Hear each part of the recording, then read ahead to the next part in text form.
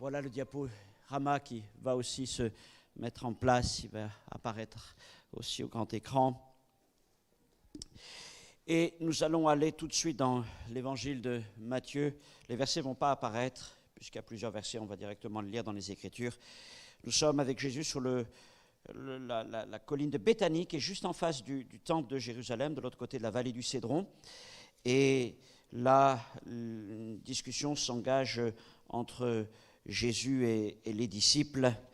Elle s'étend sur tout le chapitre 24 et même 25, mais nous allons nous arrêter simplement sur les 14 premiers versets du chapitre 24. C'est ce qu'on appelle le sermon sur le mont des Oliviers, ou sermon eschatologique, c'est-à-dire sermon qui annonce les choses de la fin des temps. Matthieu 24, vous êtes là avec moi dans ce texte, si vous le prenez sur vos Bibles ou sur vos applications.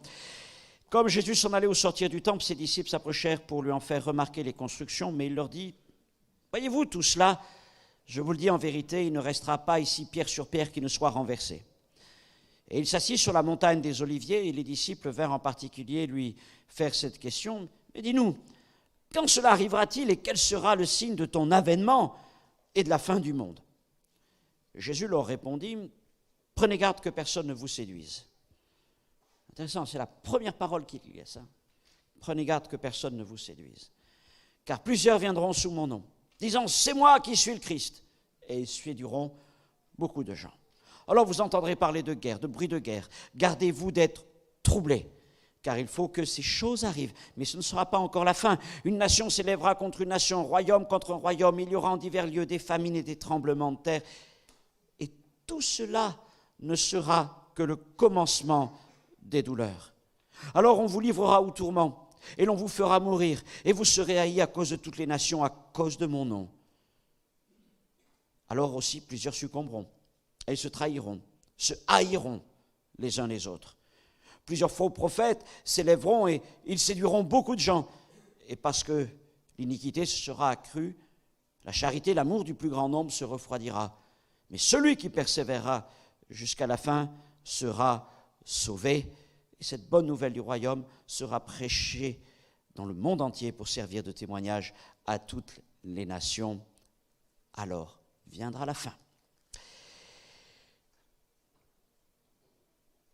Un peu plus loin, au verset 36,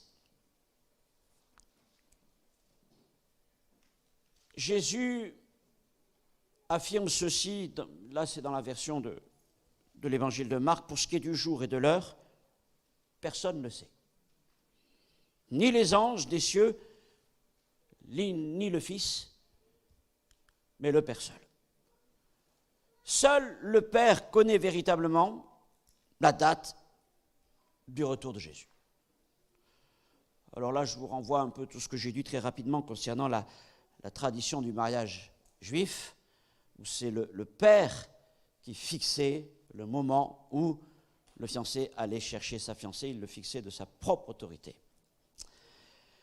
Apparemment, il y a des gens qui pensent mieux savoir que Dieu ou que Jésus, puisque c'est une mode qui semble se répéter presque toutes les décennies depuis bientôt 2 siècles.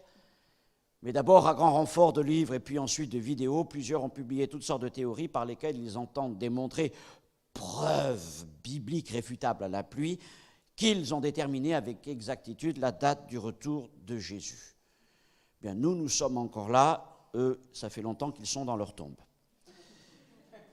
Maintenant, par exemple, savez-vous que on retrouve ça à peu près dans toutes les grandes, grandes sectes chrétiennes depuis le 19e siècle, que ce soit chez les Mormons, que ce soit chez les Adventistes, que ce soit chez les témoins de Jéhovah, ça a souvent commencé par des prédictions concernant la date du retour de Jésus, et je crois que les témoins de Jéhovah ont gagné la timbale parce qu'alors eux, ils en ont eu.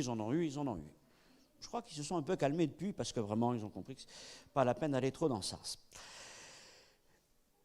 Maintenant, ne soyons pas méprisants, ce qui n'empêche que nous devons exercer notre droit de jugement. C'est le faute critique. Car, j'ai lu le texte de Matthieu ou de Marc, mais Jésus a encore confirmé aux apôtres, juste avant de remonter vers le Père, ce n'est pas à vous de connaître le temps ou les moments que le Père a fixée de sa propre autorité. Voilà. Il y a une date qui est connue du Père, certainement du Saint-Esprit aussi, parce qu'il connaît tout, il sonde le cœur du Père. Mais en tout cas, il n'y a aucun homme, quelle que soit l'excellence de ses connaissances, qui a eu accès à cette information. Maintenant, il a plu au Seigneur de nous révéler un ensemble de signes annonçateurs de son retour. Et c'est ce que nous allons étudier cet après-midi. Un jour, des Juifs viennent à la rencontre du Seigneur, et le texte dit, pour l'éprouver,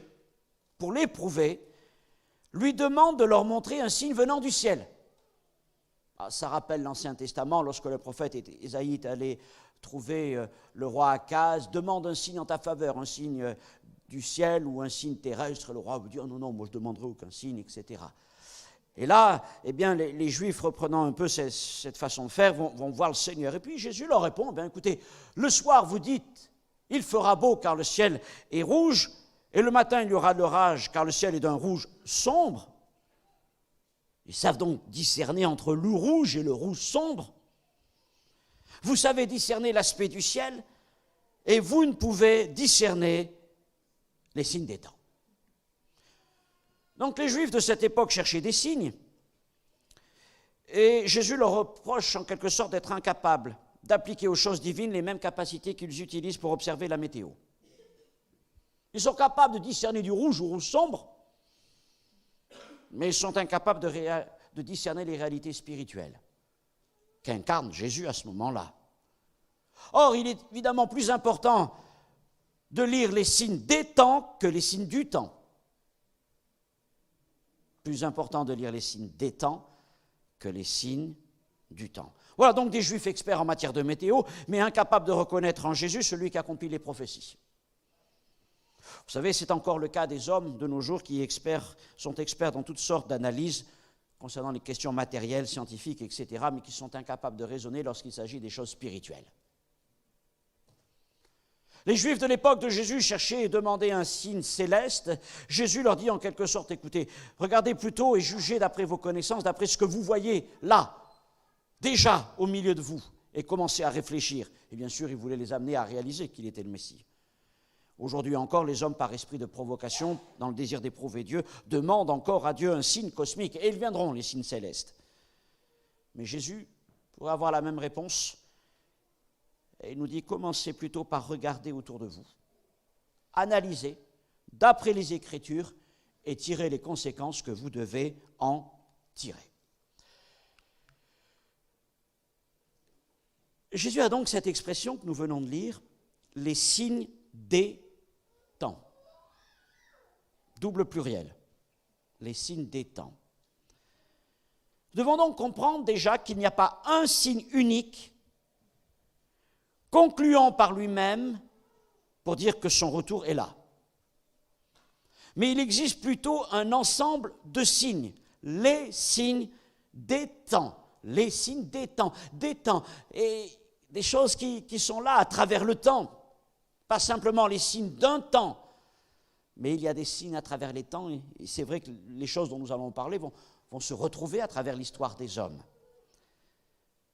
La réalisation d'un signe en particulier sur une durée de temps suffisante peut mathématiquement s'avérer tout à fait probable. Si je prends n'importe quel exemple, des choses que Jésus nous dit, par exemple, en divers lieux, il y aura des famines et des tremblements de terre. Bon, ben ça, c'est pas très compliqué. Il y a des famines, des tremblements de terre, il y en a toujours eu, mais on ne peut pas simplement s'arrêter à dire « Ah, il y a eu un grand tremblement de terre, ah, il y a eu une grande famine » pour dire « Ça y est, c'est le retour de Jésus », ça serait vraiment un raccourci catastrophique. Mais ce qui est remarquable, c'est lorsque nous observons dans une même période de temps la réalisation simultanée de plusieurs des signes évoqués. Quand ce n'est plus un signe à un moment, mais que ce sont un ensemble des signes, les signes que le Seigneur avait annoncés. On parle alors de convergence des signes. Les signes convergent, ils se réalisent simultanément. Nous sommes dans les temps de cette convergence. Et cette convergence n'a qu'un but, c'est annoncer le retour prochain de Jésus. Alors là, je n'ai lu que quelques versets de ce chapitre 24 et des autres endroits où il est fait mention des signes annonçant le retour de Jésus.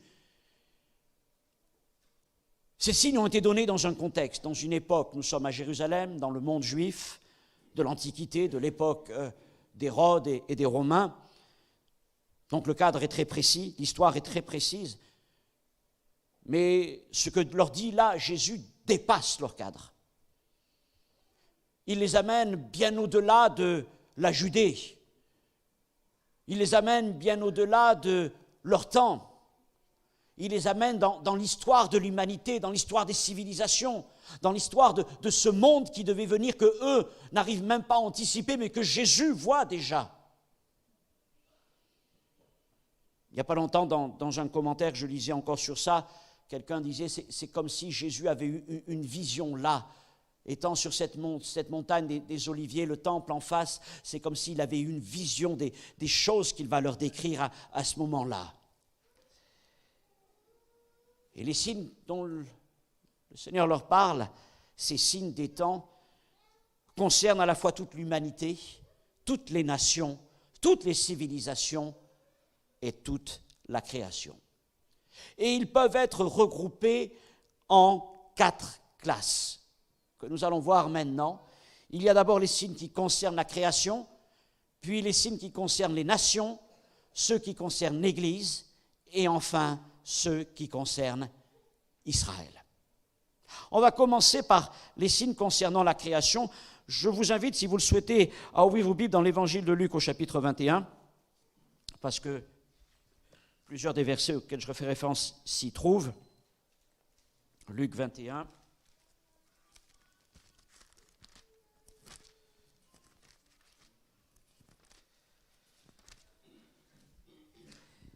Et là, je vais un peu les lister. Je crois qu'ils ne sont pas tout à fait dans l'ordre dans ma liste, mais ce n'est pas grave. Au verset 25, par exemple, dans la deuxième partie du verset, Jésus nous parle d'une angoisse chez les nations. Il y aura de l'angoisse chez les nations qui ne sauront que faire au bruit de la mer et des flots. Jusqu'à une quinzaine d'années, ce verset pouvait paraître un peu énigmatique. Je pense que depuis ce qui est arrivé à Sumatra et en Thaïlande, l'humanité a comme basculé. Et maintenant, il n'y a pas un tremblement de terre sans qu'il y ait souvent une alerte au tsunami. Et nous sommes devenus aujourd'hui un peu plus sensibles à ces choses, à ces événements que Jésus annonçait déjà. Alors, j'ai lu qu'il se peut qu'il y ait des tsunamis en mer Méditerranée. Ça peut arriver, mais apparemment, il n'y en a pas eu beaucoup. Ce qui veut dire que pour les apôtres, surtout qu'ils habitaient à l'intérieur du pays, en Galilée pour la plupart, leur parler de ça, ça devait un peu pas leur dire grand-chose. Il fallait vraiment être Jésus pour leur annoncer ces choses parce que lui les voyait déjà. Donc là, il les amène au-delà de toute leur connaissance, de tout ce qu'ils pouvaient imaginer. Mais au-delà de cette question de la mer, il y a peut-être les tsunamis qui sont, on va dire, des accidents à un moment, des accidents de la nature, mais la montée des mers, le bruit des flots, sont là aussi pour nous amener à réfléchir sur un dérèglement climatique majeur qui peut entraîner sécheresse, ouragan, montée des eaux. Et ça, ce sont aussi des phénomènes, et nous savons qu'il y a des îles du Pacifique qui sont menacées d'être englouties par la montée des eaux. Ce sont des choses déjà qui sont en route, donc ça aussi, ça nous alerte. D'une manière générale, la situation de la terre dans les temps de la fin, dans les temps du retour de Jésus, c'est une agonie. La terre va vers une agonie à cause des abus des hommes qui la ravagent. L'apôtre Paul qui, dans Romains chapitre 8, écrit ceci: « Aussi la création attend-elle avec un ardent désir la révélation des fils de Dieu. Car la création a été soumise à la vanité, non de son gré, mais à cause de celui qui l'y a soumise, avec l'espérance qu'elle aussi sera affranchie de la servitude, de la corruption, pour avoir part à la liberté de la gloire des enfants de Dieu. Or, nous savons que jusqu'à ce jour, la création tout entière soupire et souffre les douleurs de l'enfantement. Quel texte! La création soupire, la terre soupire, la terre souffre et elle attend ce jour glorieux du retour de notre Seigneur. Et nous ne pouvons pas ignorer que beaucoup des choses mises en évidence par de nombreux scientifiques vont dans le sens des Écritures. Alors je ne suis pas là pour faire l'éloge de ce qui est dit ou prendre parti, je ne suis pas un scientifique. Le réchauffement climatique est quand même quelque chose qui nous surprend, l'évolution des saisons.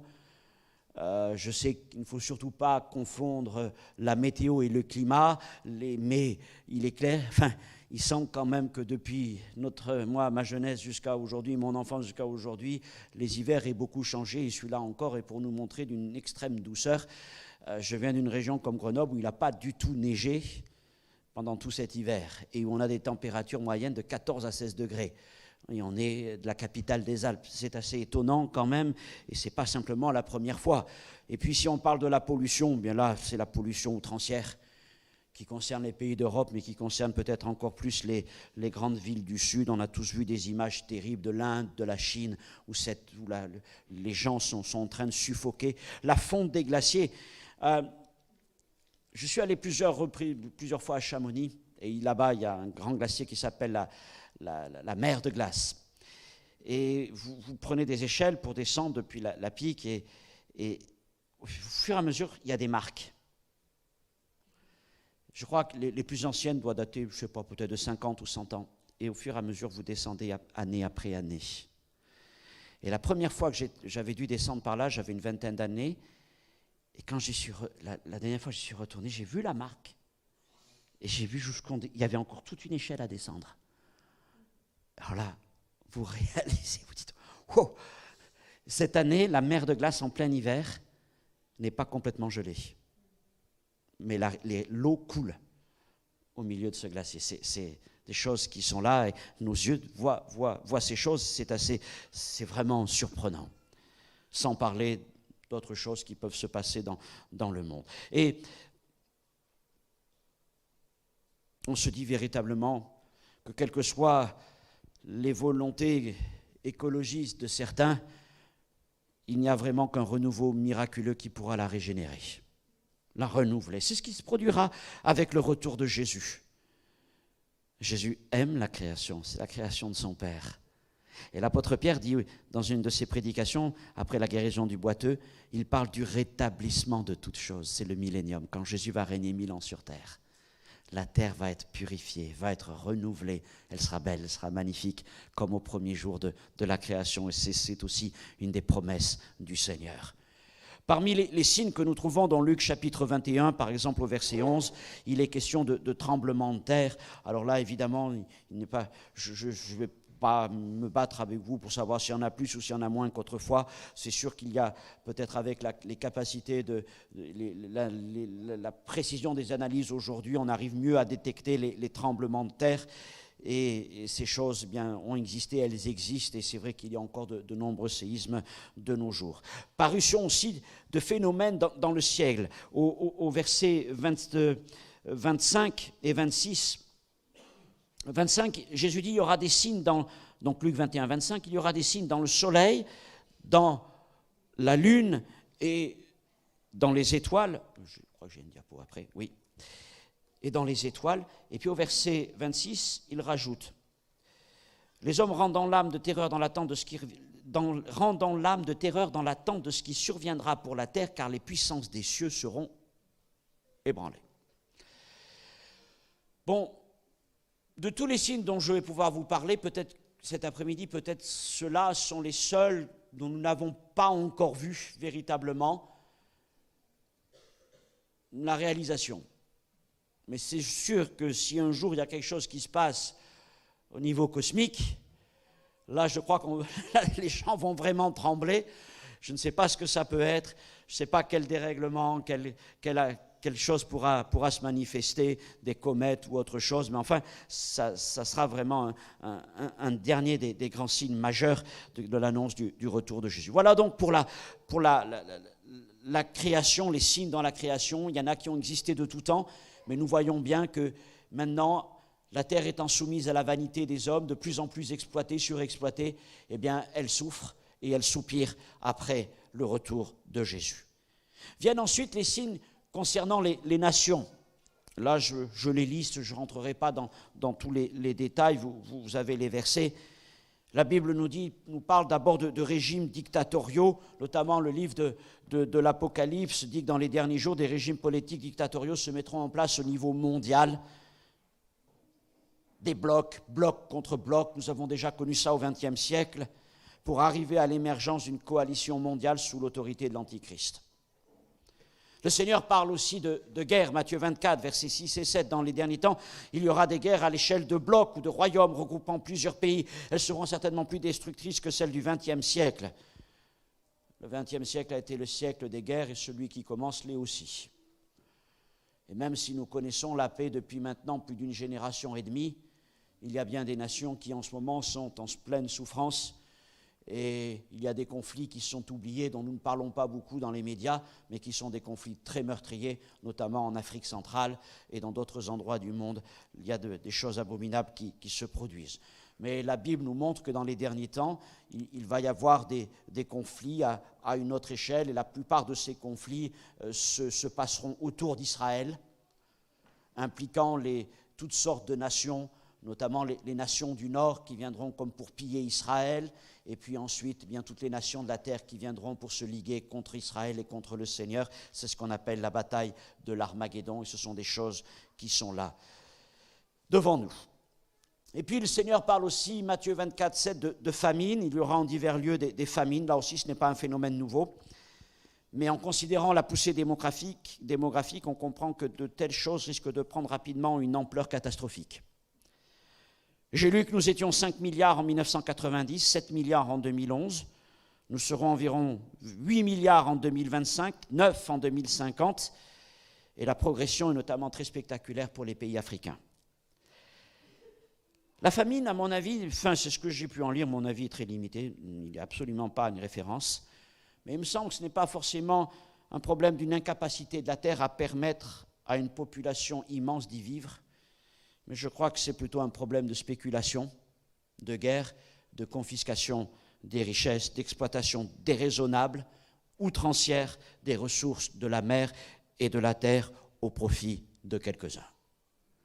Mais la terre est riche, et la terre pourrait nourrir encore une population immense, c'est certain. Le Seigneur nous a donné mandat de remplir la terre, de dominer sur elle. Nous le faisons malheureusement en l'écrasant, en l'épuisant et en la détruisant par appât du gain. Sans considération. Ma foi, que nous commencions à réfléchir à agir d'une manière différente, ça serait bien, mais c'est peut-être déjà trop tard dans bien des endroits. Et puis le Seigneur parle aussi de peste. Luc 21, 11. Si la peste aujourd'hui, la peste, la vraie peste, est aujourd'hui facilement guérissable, vous savez que le Moyen-Âge et le début de la Renaissance ont été des périodes terribles pour l'Europe, jusqu'à, je crois, un tiers de la population qui a été décimée par la peste. C'était donc catastrophique.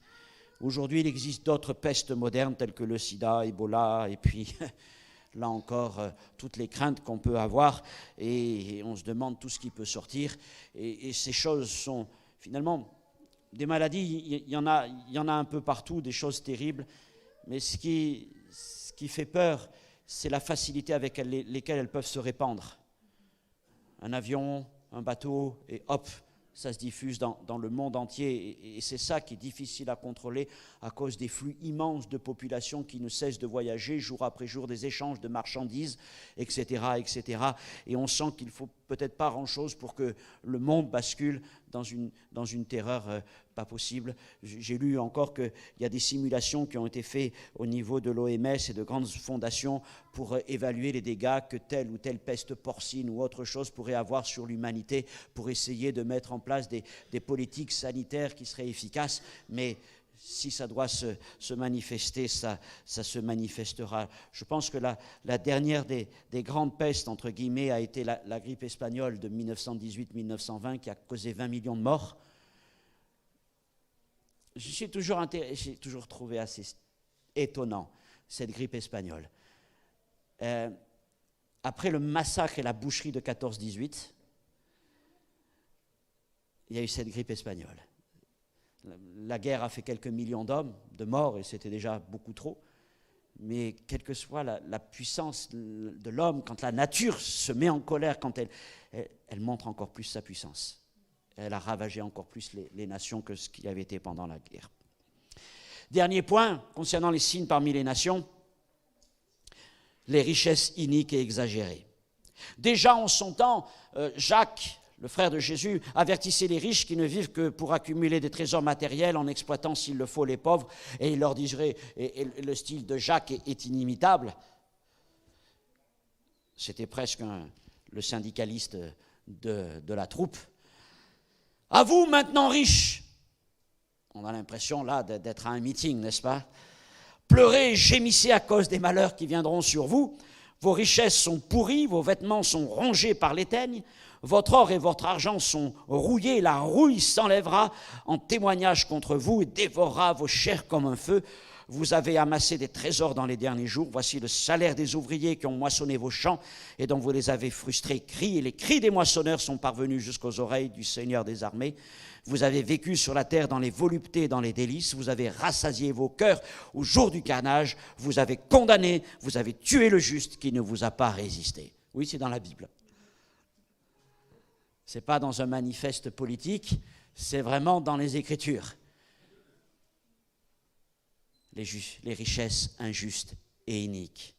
L'accumulation des richesses par quelques-uns au détriment de la multitude qui souffre de cette injustice. Donc, concernant les signes parmi les nations, là encore, Jésus dit ce sont les signes des temps. On les voit à travers les temps. Et de génération en génération, ces signes sont là. Et nous pouvons dire, ces signes ont été, ces signes sont, et ces signes demeureront parce qu'ils accompagnent l'histoire de l'humanité, n'est-ce pas? Et du côté des hommes, nous n'avons pas grand-chose à espérer. Du côté de la politique, du côté de l'exploitation, etc., ce sont les signes des temps. Puis vient la troisième catégorie, l'Église.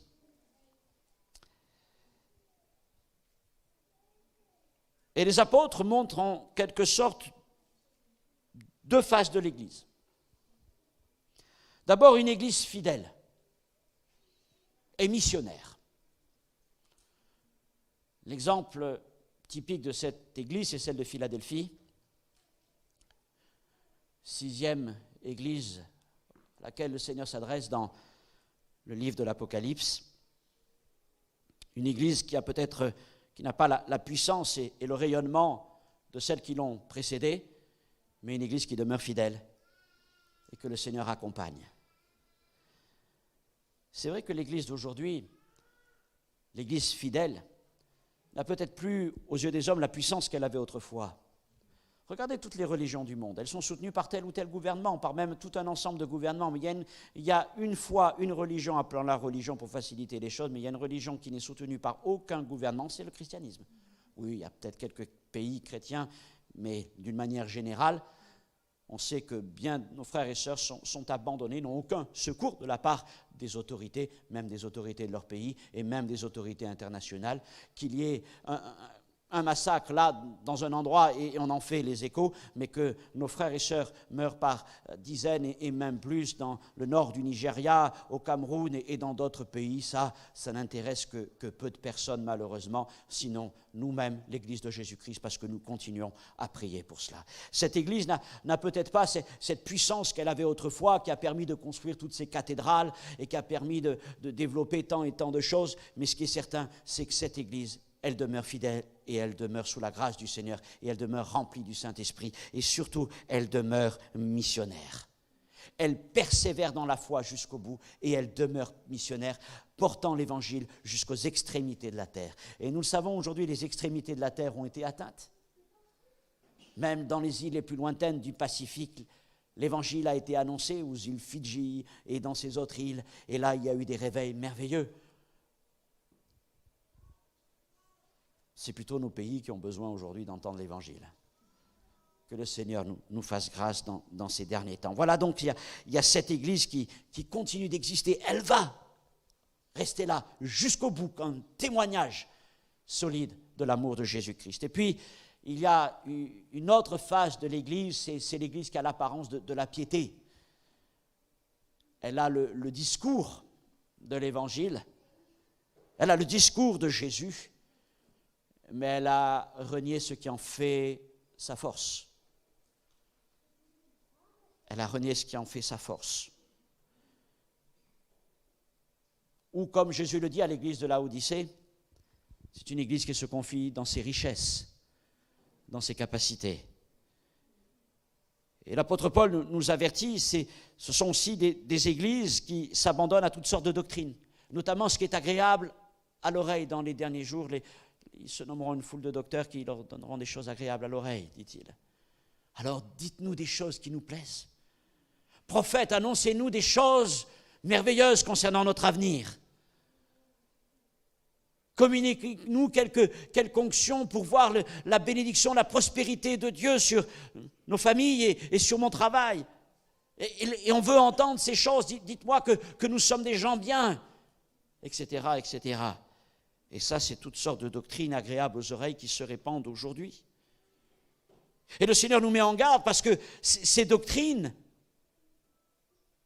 ce sont aussi des moyens par lesquels des doctrines de démons commencent à s'infiltrer dans l'Église.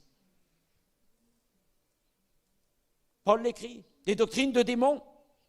Et ces doctrines de démons pousseront cette Église qui se plaît dans ces choses jusqu'à ce qu'il appelle l'apostasie. 2 Thessaloniciens 2:3, l'apostasie, qu'est-ce que ça veut dire apostasie? C'est le grand abandon de la foi. Abandonner la foi.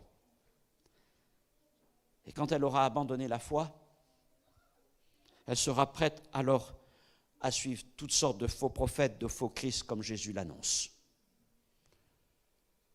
Et le dernier de tous, ce sera l'Antéchrist lui-même, celui qui vient pour s'opposer à Jésus. Et c'est l'Église qui l'amènera dans tout ça. Voilà la situation de l'Église. Et puis je vous ai parlé d'une quatrième catégorie de signes, les signes dans la création, les signes dans les nations, les signes dans l'Église, les signes en Israël. Israël, lui tout seul, est un signe parmi les nations. Petit pays, hein. Pas plus grand qu'un département, Israël. En une journée, vous allez presque du nord jusqu'au sud. Petit pays. Pourtant, Israël, en tant que nation, est une réalité prophétique accomplie aujourd'hui et demeure même le signe le plus concluant que nous sommes bien dans les temps du retour de Jésus. Israël est le figuier qui a verdi et fleuri. Israël a repris vie. Qui aurait pensé que ce pays désertique refleurirait? Peut-être vous connaissez pour la plupart, parce que si vous avez quelques souvenirs d'enfance, vous avez vu les dessins animés de Tom Sawyer et Huckleberry Finn. Et l'auteur de Tom Sawyer, c'était Mark Twain. Et il a fait un voyage en 1860, je ne sais plus la date exacte, peut-être même un peu avant, en Israël. Et je mets tout ça dans les notes. Et il explique dans son témoignage, quand il parcourt le pays d'Israël, il dit c'est un pays, c'est une contrée de cailloux et de poussière. Et il explique qu'il n'y a rien à ce moment-là dans cette terre. Rien n'y pousse. C'est comme si c'était une terre maudite et abandonnée de tous. Et quand maintenant vous allez vous promener en Israël, notamment dans la vallée du Jourdain, ou alors dans les plaines autour de Tel Aviv, on est émerveillé de toutes les plantations qui sont sorties nulle part. Les Israéliens sont devenus les maîtres de l'irrigation du goutte à goutte. Ils abreuvent le monde entier d'avocats et de dattes et de tout ce que vous voulez. Et tout ça, c'est sorti du désert. Le désert a refleuri. Et Israël est bien sûr un pays étonnant. C'est même un pays détonnant. Et toute l'histoire d'Israël contemporaine, c'est aussi une histoire de succession de tensions, de conflits, sur lesquels nous ne pouvons pas nous arrêter. Mais nous savons, les témoignages sont là pour nous dire comment la main du Seigneur a souvent été sur Israël pendant la guerre du séjour du Yom Kippour pour garder Israël, comment cette petite armée de rien du tout a pu résister à plus de 5 ou 6 armées qui étaient financées, soutenues matériellement par l'URSS, et elle a tenu bon, elle a été là, et l'armée a vaincu, et ils s'en sont sortis. Et comment ce petit pays est devenu aussi un des pays leaders dans le monde pour ce qui s'agit de tout ce qui est la recherche, l'innovation. On parle de la Silicon Valley en Californie, mais aujourd'hui on parle aussi de je ne sais plus comment il l'appelle, autour de Tel Aviv, il y a la même chose, un immense réservoir d'entreprises, de start-up. Et si par exemple vous conduisez avec Waze, eh bien Waze est une innovation israélienne. Et il y en a plein comme cela. C'est un pays tellement riche en prix Nobel, tellement riche en innovation. En France, on a su construire des Mirages, mais on n'a même pas réussi, on n'arrivait pas à construire des drones. Des drones armés, pas des petits trucs qu'on fait voler avec 4 hélices, mais de véritables drones. Et du coup, ils ont été obligés d'en acheter en Israël, parce qu'eux savent construire les drones. C'est un pays extraordinaire, avec une culture particulière, une culture de joie, une culture communautaire comme nous n'avons plus du tout en Europe. Le sens de la communauté. Il se forge là-bas dès l'enfance, dès la jeunesse. Partout en Israël, vous voyez les jeunes soldats. Mais ils se baladent, ils sont sans armes, ils sont en groupe d'une vingtaine, trentaine, gars, filles. Et alors ils visitent, parce que pour leur donner l'amour de leur pays, ils leur font connaître l'histoire d'Israël. Et tous les jeunes soldats vont prêter serment à Masada. Vous avez entendu parler de Masada, c'est cette grande forteresse dans la vallée du Jourdain, le dernier lieu de la résistance des Juifs contre les armées romaines. Et là, ils se sont tous suicidés, sauf 2 qui ont été retrouvés parce qu'ils ne voulaient pas se soumettre aux Romains. Et c'est là qu'ils vont s'engager, promettre de défendre Israël. Et il y a vraiment cette dynamique-là. Après, bien sûr, il y a toutes les questions qui entourent la question arabe, la question palestinienne, qui ne sont pas toujours des choses faciles.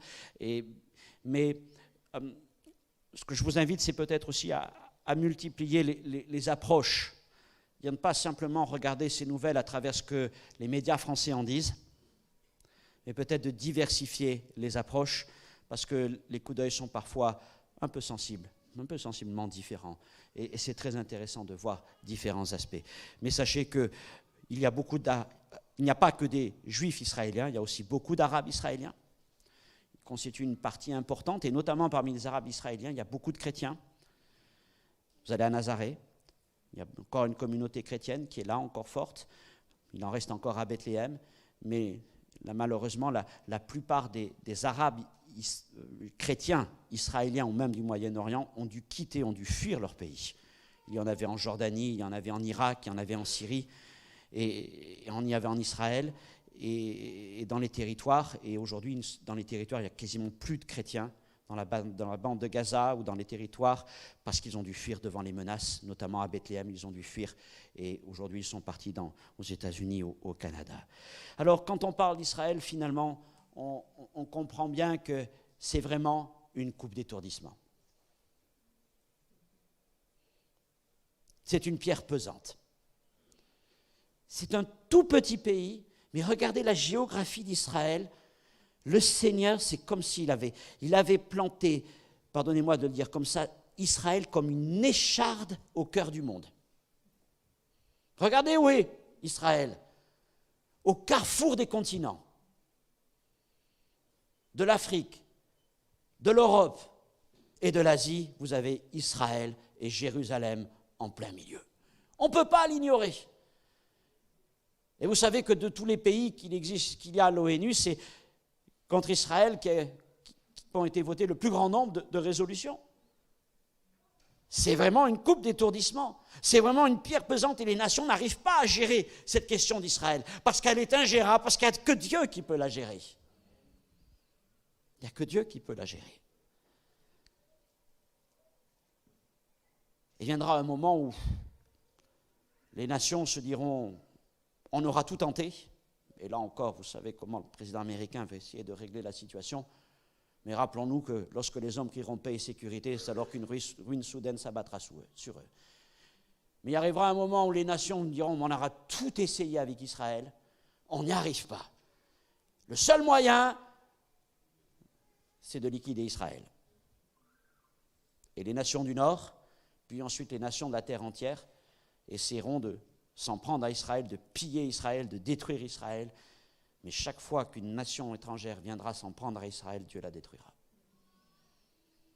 C'est la guerre de Gog, prince de Magog, Ézéchiel 38-39. C'est ensuite la bataille de l'Armageddon. Et toutes ces nations seront jugées les unes après les autres. C'est l'histoire d'Israël. Ce n'est pas une histoire facile, parce que dans la fin des temps, le Seigneur viendra délivrer Israël, mais les prophètes ont dit que ce sera au temps de l'angoisse de Jacob. Car Israël va beaucoup souffrir aussi dans les derniers temps. Mais quand ces choses seront accomplies, alors Israël reconnaîtra Jésus, Yeshua, comme leur Messie. Et tout Israël se convertira et tout Israël sera sauvé. Romains 11, 26. Vous savez, mes frères et sœurs, on peut parler d'Israël avec le langage des hommes, mais il existe un langage spirituel pour parler d'Israël. Et c'est ce langage que nous devons trouver, ce langage des Écritures, c'est le langage de Dieu. Et peut-être que le langage de Dieu à l'égard d'Israël pourrait nous choquer aujourd'hui, mais qu'on le veuille ou non, dans le monde entier, dans cette immense planète, sur tous les continents, Dieu a choisi un petit bout de terrain.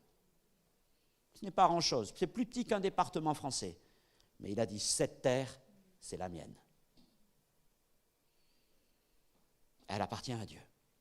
Et c'est Dieu qui en décide ce qui se passe et ce qui ne se passe pas. Et c'est comme ça. Et on ne peut rien y changer.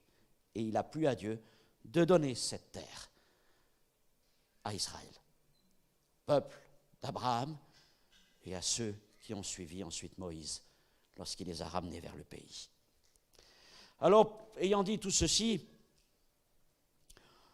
et en considérant les signes des temps, voilà, ces signes se sont accomplis à travers les temps, mais aujourd'hui, nous les voyons d'une manière marquante. Nous pouvons dire alors que nous sommes vraiment dans une heure avancée, qu'il est tard, même très tard, à l'horloge de Dieu. Nous sommes dans le temps de la convergence des signes. Convergence des signes, je le disais au début, c'est qu'ils se produisent tous en même temps. La crise financière, les crises financières économiques, les inquiétudes environnementales et climatiques, les tensions autour du Proche-Orient et dans bien d'autres pays. Tout ça, c'est en même temps. La crainte des épidémies, des pestes, la crainte des famines. Savez-vous que cette année, c'est la Corne d'Afrique, c'est-à-dire l'Est africain, depuis l'Érythrée, l'Éthiopie, la Somalie, tous ces pays, même le nord du Kenya, qui sont sous la menace d'une peste, d'une famine énorme. Il y a une invasion gigantesque de sauterelles. Ils ont mesuré un banc de sauterelles de 60 km sur 40 km. Et je crois que la densité de sauterelles est de 150 millions au kilomètre carré, je crois. C'est peut-être même plus. Enfin, ça représente même plus. C'est énorme. En quantité, c'est des milliards et des milliards de sauterelles qui s'abattent sur ce pays et qui dévorent toute la nourriture. Ça se passe en même temps. C'est ce qui se produit sur ce monde aujourd'hui. Donc, il y a une convergence des signes. Tous les signes sont en train de s'accomplir au même moment. Et surtout, il y a une intensification et une amplification. Une intensification, c'est qu'ils ne s'arrêtent pas. Ça s'enchaîne les uns après les autres. Et ils reviennent, et ils reviennent, et ils reviennent. Et ils s'amplifient. Leur impact est de plus en plus grand pour atteindre un jour le paroxysme final quand Jésus reviendra sur terre. Et le Seigneur nous le dit, nous l'avons lu au verset 8 de Matthieu 24, il parle des douleurs de l'enfantement. Les contractions qui saisissent la femme sur le point d'accoucher. De plus en plus violentes, de plus en plus récurrentes, de plus en plus longues. Et c'est ce qui est en train de se produire. Et nous devons donc être plus que vigilants. Mais ayant dit tout ceci, nous devons convenir qu'aucun de ces signes en particulier ne permettent de répondre à cette question: quand est-ce que Jésus doit revenir ?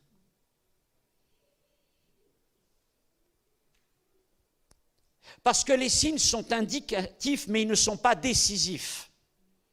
Ils sont indicatifs, mais pas décisifs. Nous pouvons donc croire que rien n'empêche que Jésus revienne à tout moment prendre son Église, puisque les signes sont là.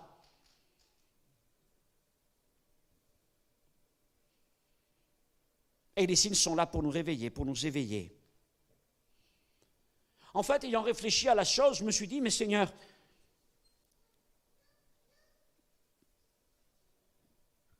si tu avais voulu, tu aurais déjà pu être de retour. Ce matin, je disais, l'apôtre Paul écrivait déjà en son temps, nous les vivants, nous serons enlevés. Mais si on regarde maintenant les textes concernant les signes, on dit, mais tous ces signes, Seigneur, ils se sont déjà accomplis. Israël de retour dans le pays, toutes ces choses concernant la terre, on les voit, la situation de l'Église. Je me dis, oui, tu aurais pu déjà revenir il y a 10 ans, il y a 15 ans, il y a 20 ans. Peut-être que si tu avais voulu, nous n'aurions jamais même vu le 21e siècle, nous ne serions jamais rentrés dans ce nouveau millénaire, parce que rien n'empêchait que tu reviennes dans une année du 20e siècle. Parce que tout était déjà là, quelque part. Vous voyez, nous sommes un peu dans la situation, je reviens, comme j'en ai déjà parlé plusieurs fois, des vierges, de la parabole des 10 vierges. Le marié devait normalement venir chercher l'épouse dans la soirée, en début de soirée, parce qu'il venait la chercher pour l'amener dans la salle des noces. Donc normalement, il venait la chercher là à la tombée de la nuit pour aller dans la maison du Père et célébrer la grande fête pour qu'elle dure toute la nuit. Ça ne se faisait pas qu'il vienne en plein milieu de la nuit à minuit. Et c'est pour ça que les vierges ont fini par s'endormir les unes après les autres, parce que, vous savez, après l'excitation, vient le retour de l'excitation, c'est-à-dire qu'on commence par s'endormir. Et elles se sont toutes endormies. Mais depuis 100 ans, depuis même tout ce temps qui s'est écoulé, le Seigneur aurait pu revenir. Rien ne l'empêchait. Il ne l'a pas fait.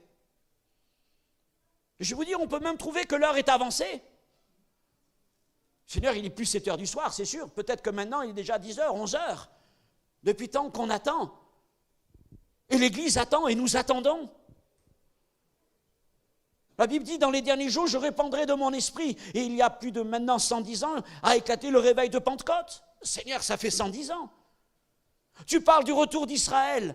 Eh bien, le retour d'Israël a commencé on va dire 1917, la déclaration Balfour, et puis après l'indépendance en 1948, et toutes ces choses, Seigneur. Même Jérusalem a été récupérée en 67.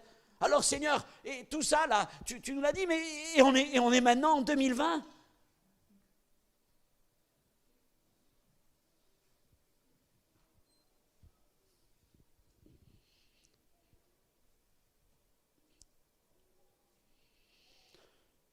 Tiens, je vais m'en redire à vous dire quelque chose. J'ai lu quelques-uns des bouquins que certains ont écrits concernant leurs réflexions sur la date du retour de Jésus. Je vais vous dire, les trucs qu'ils ont écrits ne sont pas forcément des trucs hérétiques, ça paraît même cohérent parfois avec les Écritures. Ah oui, ben oui, ça pourrait se faire, seulement ça ne s'est pas fait. Ce qu'ils disaient semblait bien cohérent avec tous les versets, oui. Ceux qui ont parlé des lunes rouges, des lunes de sang, tiens, ben oui, pourquoi pas. Non, pour moi, c'était pas des doctrines avec des gens pervertis, ce sont simplement des gens qui se sont égarés dans leurs pensées et qui ont vraiment cru que leur pensée allait être la pensée de Dieu. Mais non.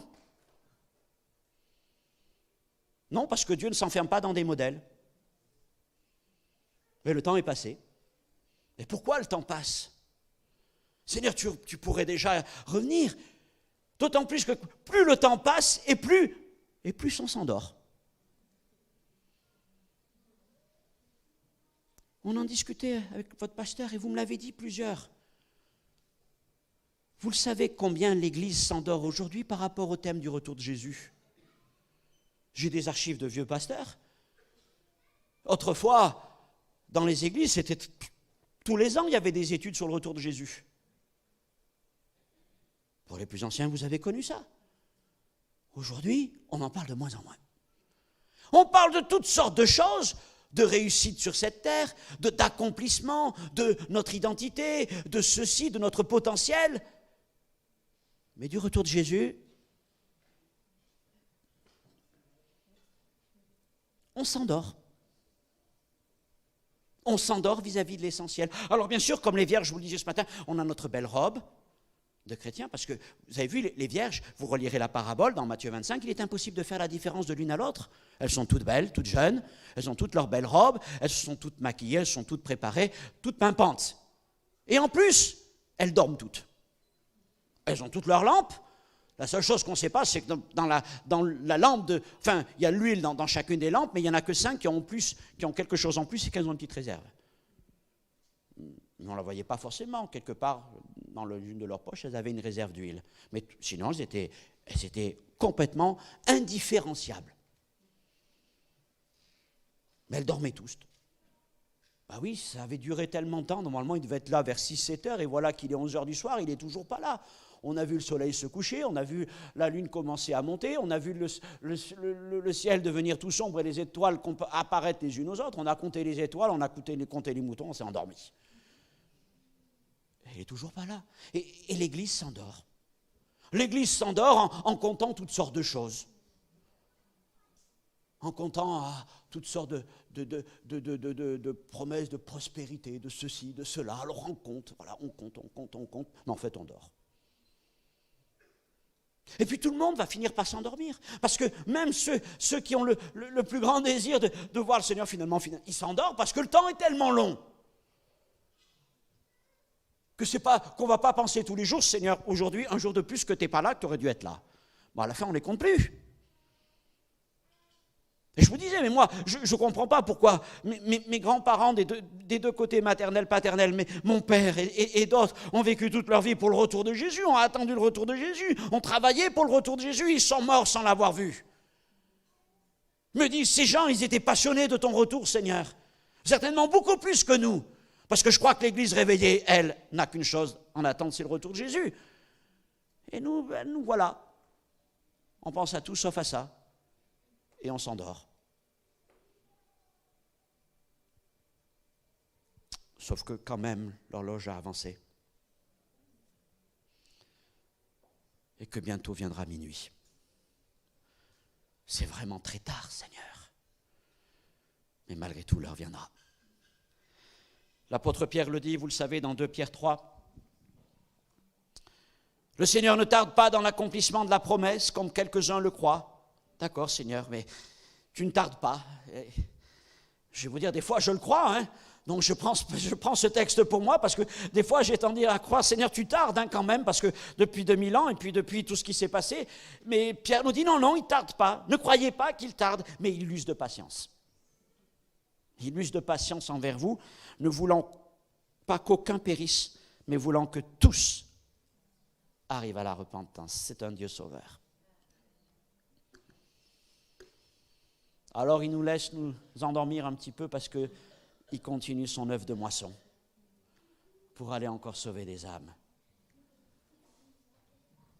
Et quand l'Église est parfois un peu trop endormie, bien c'est le Seigneur lui-même qui va réveiller ceux qu'il veut sauver, parce que c'est le plus grand agent de la mission aujourd'hui, c'est le Saint-Esprit, c'est le Seigneur lui-même qui sauve des multitudes à travers des songes, des visions, des révélations. Enfin, merveilleux Seigneur, comme tu fais ton œuvre.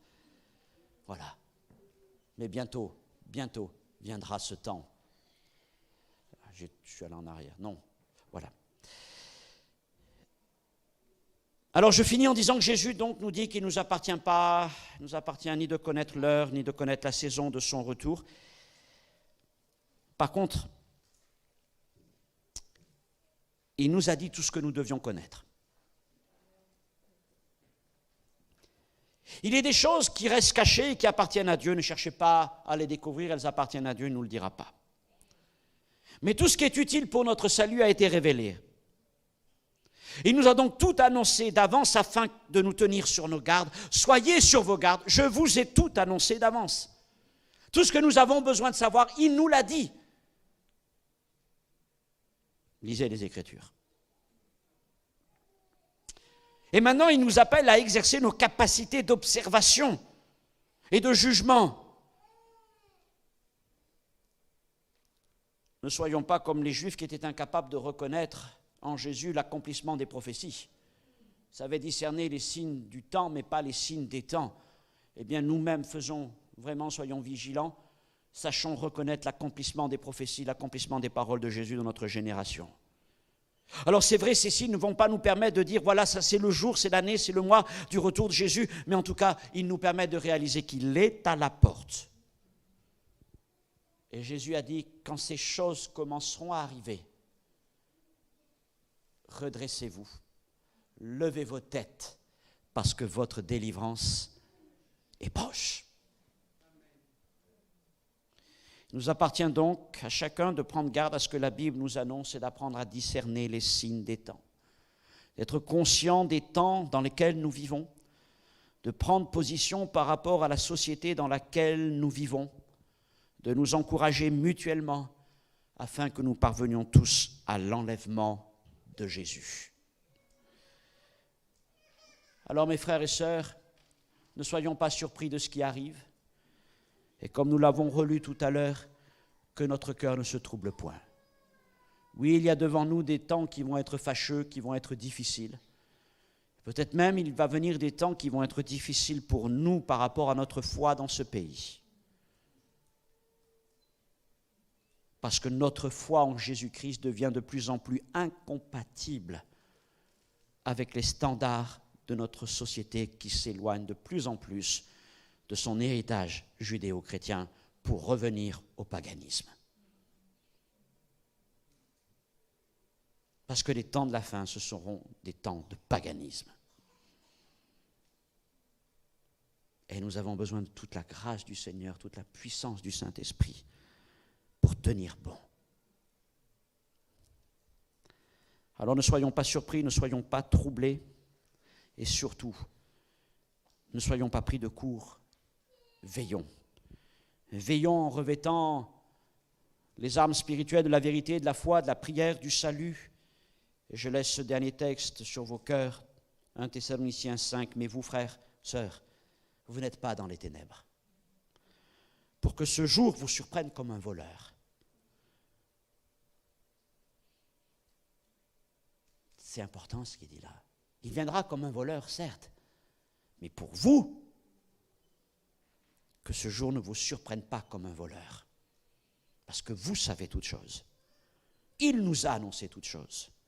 Vous êtes tous des enfants de la lumière et des enfants du jour. Nous ne sommes point de la nuit ni des ténèbres, alors ne dormons point comme les autres, mais veillons et soyons sobres. Il est à la porte. Et je finis en disant, Maranatha, viens, Seigneur, viens. Alléluia. Notre Dieu, notre Père, voilà tout ce que nous avons partagé ensemble dans ces quelques réunions concernant le retour de Jésus. Il y aurait encore, c'est vrai, tant à dire. Mais, Seigneur, ce que je demande, c'est que notre foi soit appuyée sur tes Écritures et que nous puissions, à la manière des Juifs de Bérée, Seigneur, écoutant l'apôtre Paul, examiner par nous-mêmes les Écritures, nous nourrir de ta parole et laisser ton esprit nous conduire de grâce en grâce, dans un esprit de sagesse, de connaissance, dans la révélation, sagesse de révélation dans la connaissance de Dieu. Seigneur, mon Dieu, affermis notre foi. Et quels que soient les événements qui vont se produire autour de nous, dans ce monde, dans notre nation, les événements même qui vont se produire contre l'Église, donne-nous de rester fermes dans la foi. Nous voulons être vigilants. Et il est bon que nous revêtons, Seigneur, toute la cuirasse des armes défensives et offensives de l'Esprit, et que nous soyons pleins du Saint-Esprit, non pas quelques gouttes, mais pleins et débordants de l'Esprit, fortifiés dans notre être intérieur. Seigneur, je prie pour qu'aucun de nous ne se contente simplement de l'apparence du chrétien, abhorrant quelques robes ou quelques panaches, mais oubliant ce qui fait l'essentiel, la réserve d'huile. Seigneur, l'heure est avancée. Pourquoi n'es-tu pas revenu? Parce que tu vas encore sauver des hommes. Alors donne-nous, Seigneur, dans cette attente, non seulement de persévérer dans la foi, mais de continuer à te servir. Et bientôt, très bientôt, nous entendrons la voix de minuit qui viendra nous réveiller en nous annonçant que le Seigneur est là pour nous prendre avec lui. Qu'aucun de ceux qui nous sont là ne soit manquant à ton appel. Et que tous ceux que nous te portons dans nos prières, jour après jour, puissent parvenir au salut avant ce jour si décisif. Que ta grâce nous accompagne, que ton esprit renouvelle nos motivations, notre force, notre témoignage, et que ta bénédiction vienne sur tes églises et sur tous ceux qui se lèvent pour témoigner de toi. Oui, nous sommes dans les temps de la fin, nous pouvons lever nos têtes, la délivrance est proche, et nous voulons encore continuer à prêcher ta parole. Merci Jésus, merci de bénir cette assemblée, merci de bénir, Seigneur, les pasteurs qui sont là, les encourager dans leur ministère, Seigneur, de renouveler leur force, bénir mon frère, ma sœur, Seigneur, pour la vision, pour le courage que tu mets, Seigneur, sur leur cœur. Merci de bénir tous les anciens de cette assemblée, tous les diacres, tous ceux qui servent dans cette église. Merci pour cette belle église qui est posée sur le surfondement de ta parole et de Jésus-Christ. Merci Seigneur pour ce qu'ils ont vécu ensemble et merci surtout pour tout ce qui est écrit, tout ce qui va venir, tout ce qu'ils pourront accomplir ensemble. Que tu multiplies tes grâces à leur regard, que tu, Seigneur, tu ajoutes encore à l'Église ceux qui sont sauvés, que tu fasses lever de nouveaux serviteurs remplis de talents, de dons pour l'avancement de ton règne et que cette ville connaisse un temps de visitation du Saint-Esprit comme elle ne l'a jamais vécu. Seigneur, merci de faire grâce encore dans cette génération. Amen.